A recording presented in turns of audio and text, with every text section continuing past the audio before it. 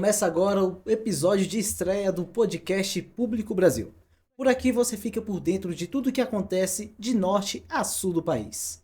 E hoje, no nosso episódio de estreia, queremos agradecer ao nosso editor-chefe, Ronaldo Nóbrega, que teve ideia dessa iniciativa de modo a levar mais informação para o público brasileiro.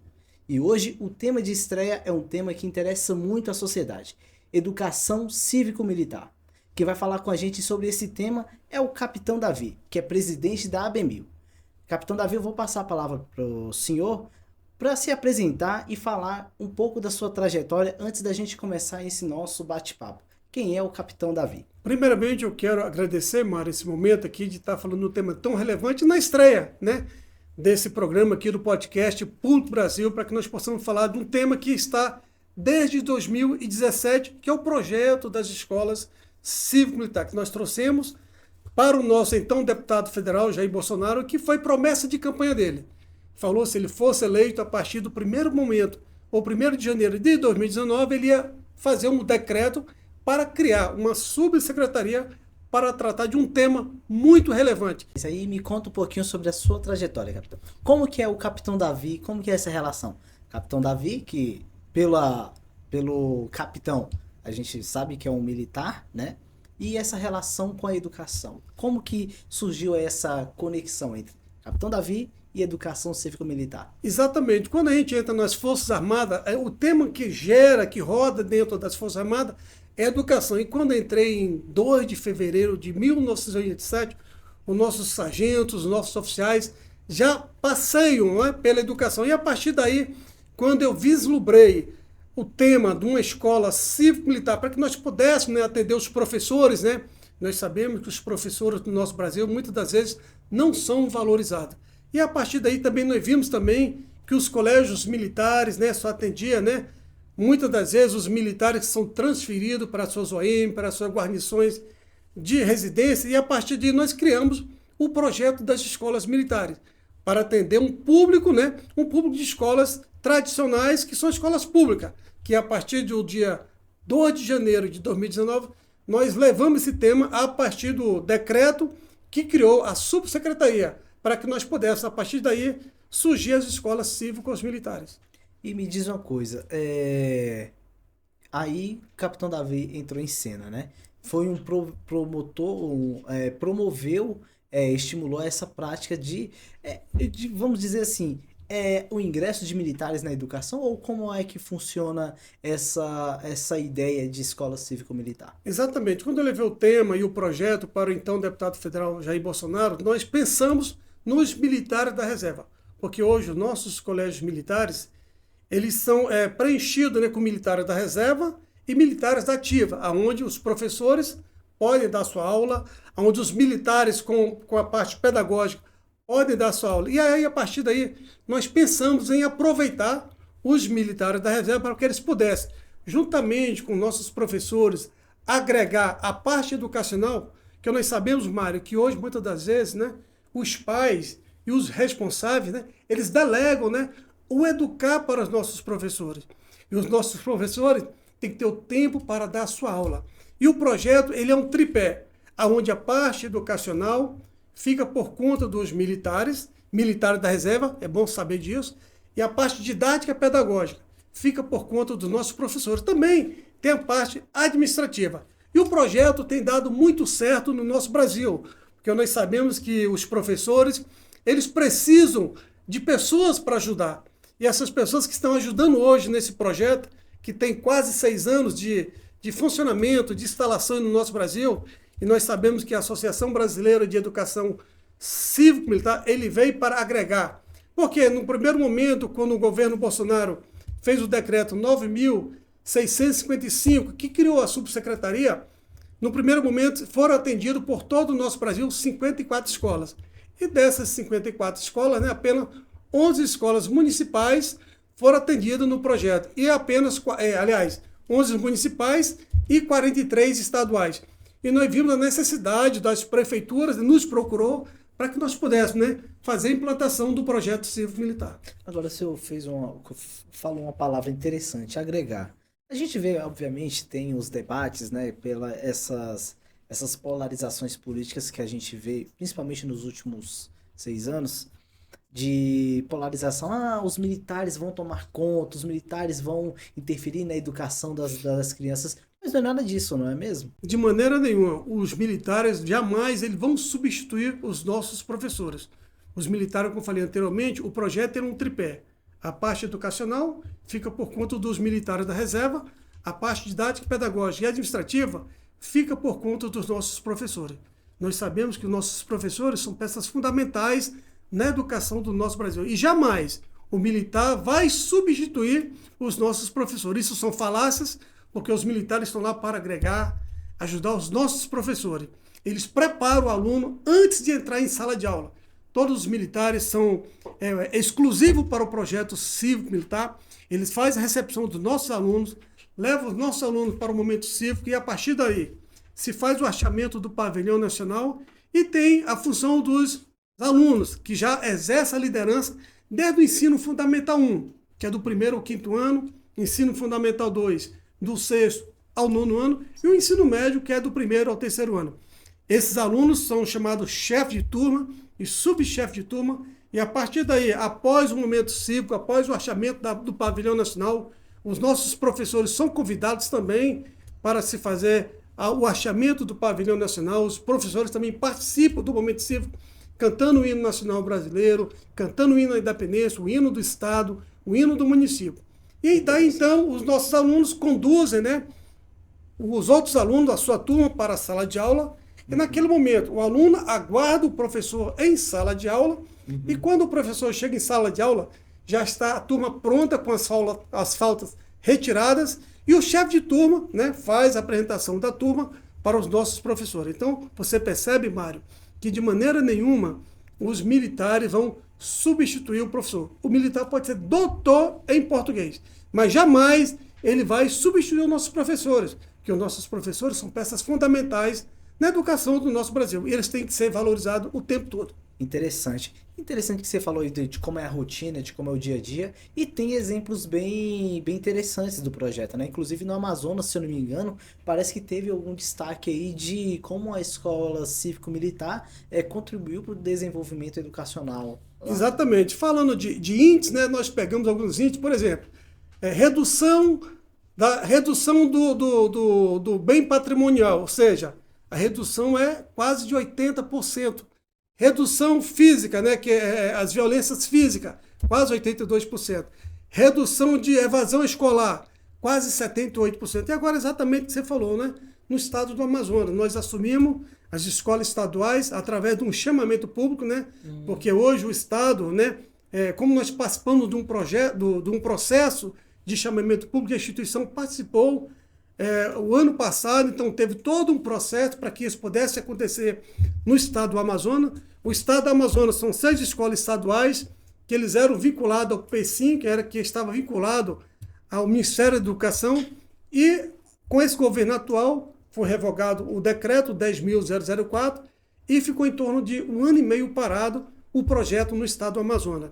O governador Wilson Lima nos chamou, nós entregamos toda a documentação, participamos de um chamamento público e a instituição, a Associação Brasileira de Educação Cívico-Militar, foi contemplada, porque hoje, pelo que eu sei, no nosso Brasil é a única que tem essa ferramenta e tem todos os requisitos, né, para participar do projeto cívico-militar. E aí nós fomos contemplados, nós assumimos todas as escolas, né, que são escolas cívico-militares do estado do Amazonas, que são 6, 5 na capital e uma em Tabatinga. É importante dizer que o estado do Amazonas, lá em Tabatinga, né, porque geralmente o projeto ele atende o vespertino e o matutino. E no estado do Amazonas, lá em Tabatinga, né, lá próximo da Tríplice, onde tem o Peru, tem a Colômbia, tem um ensino cívico-militar noturno. Então isso é muito importante, é algo novo para a instituição e também é algo novo para o nosso Brasil.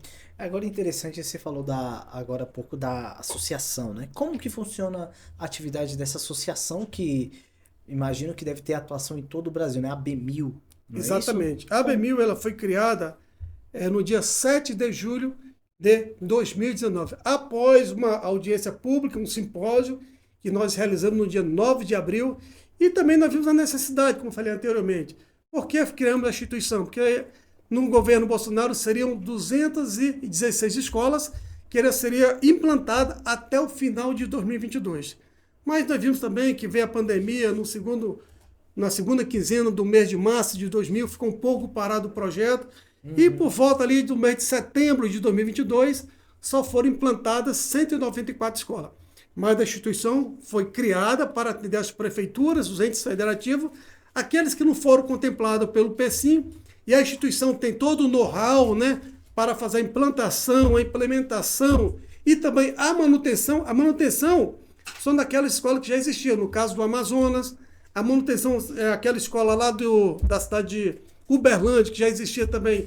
Essas são chamadas de manutenção. Nós assumimos o que já estava pronto, que foi feito um decreto, uma audiência pública em cada ente federativo. Então, a instituição ela veio realmente para atender os municípios. E hoje, nós estamos atendendo o Estado, no caso, o Estado do Amazonas. Também, Mário, nós temos uma conversa com o Estado de Minas Gerais, já por volta de uns 4 meses atrás, tive uma reunião com o nosso governador Zema e o nosso deputado federal Maurício do Vôlei, que é embaixador das escolas, para que nós pudéssemos, né, um momento oportuno, estar também atendendo o Estado de Minas Gerais. Ou seja, a associação ela é bem difundida e espalhada pelo Brasil e não é oferecendo serviço, né? Apenas apresentando know-how de como pode ser a aplicação da escola cívico-militar, né? E quais são, além dos estados e os municípios que são parceiros dessa iniciativa? Hoje nós temos para mais de 22 municípios, né? Aqui em Minas Gerais, Minas Gerais, como nós sabemos que o estado de Minas Gerais tem 853 municípios, é um estado que atende mais nossos parceiros. Só na cidade de Buritis, é uma cidade com em torno de 28 mil habitantes, nós temos lá 6 escolas cívicas militares e o estado de Minas Gerais tem nos atendido bastante. Buritis é uma referência no IDEB, que é o Índice de Desenvolvimento de Educação Básica, né? Eu creio, se não me falha a memória, o IDEB lá é em torno de 4,2. Hoje, Minas Gerais, Buritis é quase 7,2. Nós sabemos que o IDEB nacional é 5,1 e Buritis lá com o IDEB 7,2. Nós também temos como referência. Um município pequeno, né? Exatamente, um município pequeno com o IDEB lá. E hoje é referência no Brasil. Hoje Buritis, Mário, é uma sala de visita. Vários municípios de todo o Brasil vão saber o que está acontecendo lá naquele município chamado Buritis, porque o IDEB lá, eu acho que eu comparo Buritis com Sobral, que nós sabemos que o estado será a cidade de Sobral, uma cidade de referência na educação. Sim. Também nós temos a cidade de Lins, também é uma escola do ensino fundamental 2, que o IDEB lá era 4,8, hoje o IDEB de Lins é 6,42. Até acima da média. Acima da média nacional. Lins também é uma escola que a evasão escolar é imensa. Hoje, Lins, nós temos uma fila de espera de quase... Lins e São Paulo. Lins, São Paulo, exatamente. E hoje o IDEB lá está entre os 10 do estado de São Paulo, ou seja, é uma referência para o estado de São Paulo. Nós sabemos também que o governador, né, Tarcísio de Freitas já tem a lei já sancionada, já está em pleno vapor para que até o final do ano de 2025 seja implantado 100 escolas estaduais, tá? O projeto é para atender as escolas estaduais. Nós estamos lá juntamente com o Estado para atender os municípios. Agora, um dos destaques que você falou aí, os destaques vai além da colocação do IDEB, né? Por exemplo, parece que vocês também, pelo que a gente tem acompanhado, ganham destaque na questão dos jogos escolares, né? Exatamente. Além disso, além do destaque pedagógico, né? Quando se fala de IDEB é algo maravilhoso, né? Sim. O professor, o município, ele gosta quando o IDEB, a elevação do IDEB é a melhor maneira possível.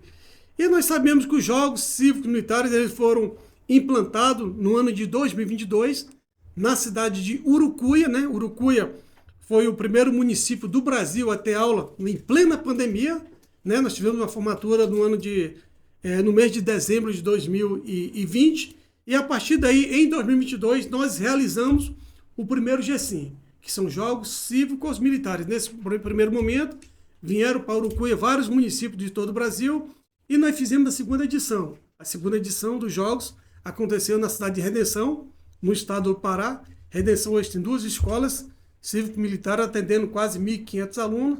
E a terceira edição, ela aconteceu na cidade de Riachinho, Minas Gerais, fica em torno de 320 quilômetros da capital federal. E esse ano de 2025, estava tudo planejado, Mário, para que os jogos pudessem acontecer aqui no Distrito Federal, mas infelizmente, devido, você ter acompanhado aí, a greve dos professores, devido à greve dos professores, lutando por salário, eu concordo que o professor tem que ter salário, né? Tem que ser muito bem remunerado para que ele possa, porque nós sabemos que os nossos professores, através dos professores, que saem outras, né? Outras profissões. Então, aqui em Brasília, teve greve dos professores e nós levamos essa bandeira dos Jogos Cívicos Militares para a cidade de Paracatu. Nós conversamos lá com o prefeito Igor Santos, há mais ou menos 20 dias atrás, eu tive uma reunião com ele. O prefeito Igor Santos, muito paciente, ele abraçou, né, para que nós pudéssemos levar para Paracatu esses Jogos Cívicos Militares aí, só que toda a logística já estava preparada para Brasília. Mas nós falamos para eles, ele abraçou o projeto, o secretário de Educação, Tiago de Paracatu, abraçou o projeto, também a deputada estadual, Marli Ribeiro, nos atendeu muito bem, o vereador Wesley Ribeiro, superintendente de Segurança Pública. Toda a comunidade de Paracatu vai receber o quarto GECIM. Esse quarto GECIM, Mário, vai acontecer do dia 14 de julho a 18 de julho. As delegações serão em torno de 10 delegações que estão se deslocando para Paracatu. A partir do dia 13 já tem uma equipe já aguardando todas as delegações para que na segunda-feira, né, vai ser a abertura do quarto GECIM, vai ser no estádio Frei Norberto a partir das 18 horas. Então, esse é um momento onde os alunos vão conhecer, né, cada costume para participar do quarto GECIM. Mas a gente tem acompanhado ultimamente nos noticiários, principalmente aqui no Distrito Federal, e eu acho, até você vai poder me trazer melhor essa informação, que teve um caso em São Sebastião, não sei se o senhor acompanhou, que um aluno ameaçou um professor, né, recentemente. E teve um outro caso em Taguatinga, na escola aqui também, no Distrito Federal, que um aluno acabou agredindo um professor. Esses são casos que não acontecem em escolas cívico-militares, né? Porque o docente tem toda uma segurança quando vai para dar aula, né? Chega no local. Na verdade, os nossos militares, eles não têm um papel de policial, né? Eles têm um papel de educadores. O que é que eles fazem? Eles educam, né, o nosso aluno, dizendo que ele precisa respeitar os nossos professores, eles precisam de civismo, precisam de hierarquia e disciplina. Os nossos alunos, eles são educados a dizer que os nossos professores são autoridade em sala de aula. Muitas das vezes, não vou dizer que numa escola cívico-militar isso não aconteça. Pode até acontecer, mas é quase impossível, porque os nossos alunos eles são treinados, eles são educados para que quando chegam na escola, eles precisam respeitar os nossos professores. E até também quando saem das escolas, eles são, até os nossos alunos, muitas das vezes, eles começam a trazer o que eles aprenderam dentro de uma escola cívico-militar para o anseio da sua casa. Muitas das vezes, eles começam até a transformar, né, o civismo, o patriotismo, os valores que eles aprenderam nas nossas escolas cívicos militares dentro de suas casas. Interessante. A gente já está encaminhando para o nosso encerramento, que o tempo... Eu queria conversar muito mais sobre esse assunto, mas o tempo aqui é curto, né? O que o senhor pode destacar para a gente, o que o senhor acha importante destacar da Escola Cívico-Militar, capitão? Mais uma vez, é importante dizer para todo o Brasil, nós temos quase 5.570 municípios, dizer que os nossos professores são peças fundamentais na educação. O projeto cívico-militar, ele não é para doutrinar, militarizar os nossos alunos. Os nossos alunos não são soldados. Tem uma frase que a gente fala assim, ó, aluno não é soldado, escola não é quartel. O projeto cívico-militar tem mais de 136 anos no nosso Brasil, né, de agora, né, a partir de 2019, desde 1889. Hoje são quase 136 anos. Então, quero dizer para os nossos professores, para toda a população brasileira, que o projeto cívico-militar é para agregar, ajudar os nossos professores. Capitão Davi, muito obrigado pelas suas informações. Quero agradecer muito pela presença do senhor aqui no nosso podcast Público Brasil. Eu que agradeço estar estreando esse podcast Público Brasil, falar de um tema tão relevante para toda a nação brasileira. Meu muito obrigado. E é isso aí, acaba agora o episódio de estreia do Público Brasil. Se você quiser saber mais notícia, acesse o nosso site. Até a próxima!